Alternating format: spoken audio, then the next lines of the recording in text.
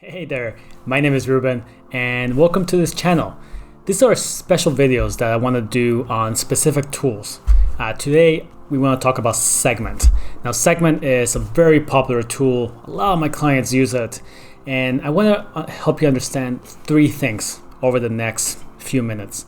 One, what's the latest position of Segment in the market? So what do they have, what are they building, where do they seem to be going based on what they have released this year, 2020. Two, how it actually fits into your strategy. So if you have a stack, if you're a consumer company, you're a B2B company, media company, how does a tool like Segment fit into something like that? And then lastly, how tools fit into an overall strategy. I'll share a little bit about the three Ps and how tools, whether Segment or not, fit into that. So I'm going to be showing you a little bit about the tool, the website, specific features to help you understand that. It's not going to be a comprehensive video on every little thing that they have. Instead, think about it as a strategic conversation. Should we use this tool and under what circumstances? Who does this tool really work for and who might not really benefit as much? As always, everything I'll be sharing here today is from my opinion and my experience with technology companies of all sizes and different industries. And let's dive in. Let's dive into Segment. And man, I think it's been maybe a year or two since I've done some videos on Segment. And it's been a lot. It doesn't feel like it's been a long time, but the tool has changed a lot. You know, it started with this very simple idea where you want to take data from all your sources, mobile apps, the web, and send them to all your different tools in what's very complex stacks for a lot of companies. Salesforce and marketing tools, analytics tools, advertising tools like Facebook ads. Great idea. The company has grown very quickly and it solves a real problem and it makes life really easy. You know, when companies ask me if they should use Segment or not, typically my answer is it's a fantastic product. The really main question we want to answer is, can you afford it? Because you know, when it comes to Segment, you'll be paying them and then you'll be still paying your other tools. When you run the numbers on how much engineering time you might be saving, it's typically a pretty good deal. It's hard to make the case against it, but nonetheless, I still have seen teams that have not gone through it. I also seen teams that don't have a lot of data volume, so they might not need it. I could see that. And I also seen teams that have built their own abstraction. So they sort of do what Segment does at a very minor scale, and they abstract data. So there's different possibilities here, but as a whole, it's I think one of my favorite products, just because it works so well. Now, since I last made my few videos, the product has really expanded. The company itself has expanded, and they have conferences and events and all the stuff. But the product itself, you know, what was the fundamental product was connections. Maybe warehouses too was always there. So sending all your data to a warehouse like a Amazon Redshift or Google BigQuery.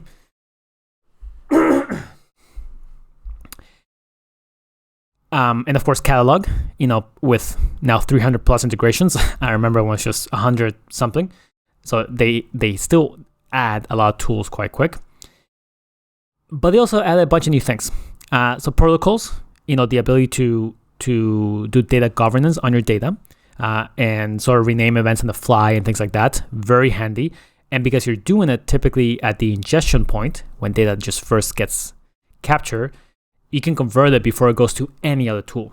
So a lot of tools like Mixpanel and Amplitude help you do data governance, but it's just for that tool. With Segment, because of the role it plays and how early it is to the data capture, you can really clean up your data before it gets anywhere. Privacy, a Segment has done a big push to help companies comply with GDPR and CCPA, and they built a lot of tools to manage that on an automated way. It's fantastic. They build personas to build profiles and audiences, same thing, at a fundamental segment level, and then flow those audiences into different tools. So you have some consistency with audiences across your stack. And the other things like functions, where you can now capture data in a lot of different ways. It used to be that you might be capturing data with JavaScript or JavaScript SDK or a mobile SDK. And now you have a lot of flexibility on how you track data, whether it's webhooks, taking your code, or really just anything else. You basically get this flexibility of working with other APIs, whether Segment supports them or not, and then using the data and sending it out. So just a lot of flexibility for how you capture data and where you send it. So as a platform, it has a lot of potential, a lot of value. The more they add, the more tools they support, you have a lot to do here. It of course helps Segment that they become quite sticky in your platform because a lot of things function very well within the world. Now, pricing for Segment is still the same. It's still based on MTUs. It actually hasn't changed very much. So you have a very simple pricing that they built around. But the product is, I think just a really great product. If you've never seen some of it, the ability to have sources. So, these are all the different ways you can capture data. You, of course, have code, like iOS and JavaScript, which makes it really flexible. Things like Shopify, which are coming in, right? Other tools can send data. And it's just a lot of options here. It's a lot of different ways of capturing data.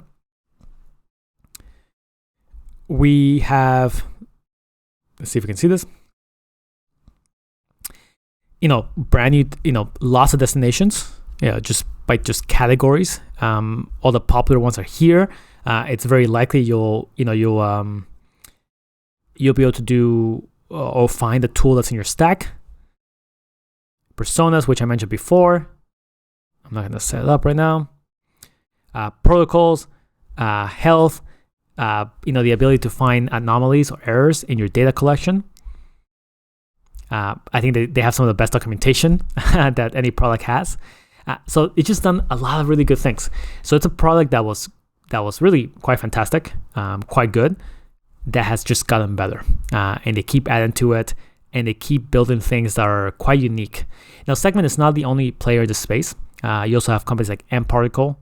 I've seen companies like, I want to say MetaRouter.io. And a lot of them are trying to build on the idea that Segment can get quite expensive. As I mentioned, it's probably the primary objection that companies might have to it. So they're trying to build around it. But the more I see Segment expand on their product, the more that this cost objection might become harder to beat, just because the product is becoming so unique in what they support and what you can do with it, that it's tough. It's a product that, of all the players in the space, I think it's one of them that's really working quite hard to avoid being commoditized and just seen as like, oh yeah, it's just one of 10. And I do find it hard to take even the other players in the space and say, yes, they are basically the same as Segment. I think there's some overlap in functionality, but they're building so many things, and a lot of things are quite unique to Segment in the way they're approaching it. They're doing a really good job at being unique in this space. So as a whole, I think they have fantastic growth here for this for the next year and a couple of years, and it's just becoming almost an indispensable tool for a lot of companies to quickly build out data infrastructures, get data from one place to another, and give freedom to marketing and product teams to just get the tools that they want without having to worry about how long it's going to take to implement them. Now, just like all the other tool updates I've been doing, we want to make sure we understand where Segment fits into an overall strategy. So I like to think about 3 dimensions here: people, process, and providers. People is who's going to be using the data. Process is how you actually go through the data and find insights. And then providers are the software tools, tools like Segment.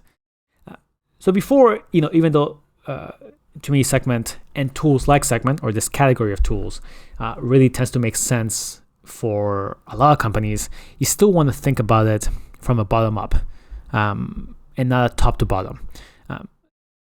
Just to make sure that whatever tools you're choosing actually match the makeup of your company, right?